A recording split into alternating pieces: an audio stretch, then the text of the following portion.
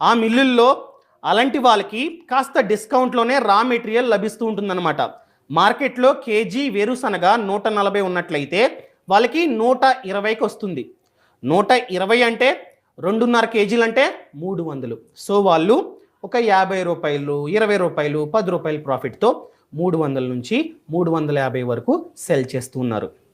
దాంతోపాటు ఆల్రెడీ చెప్పా, ఒక లీటర్ గ్రౌండ్నట్ ఆయిల్ తయారు అవ్వాలంటే ఖచ్చితంగా 2.5 కేజీల వేరుశనగని వేయాలి.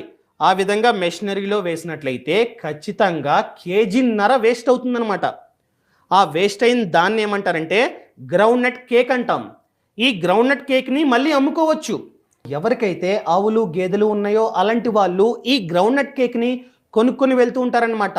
KG 47 rupees. ఆల్రెడీ చెప్పా, ఒక లీటర్ గ్రౌండ్నట్ ఆయిల్ తయారు అవ్వాలంటే కేజీన్నర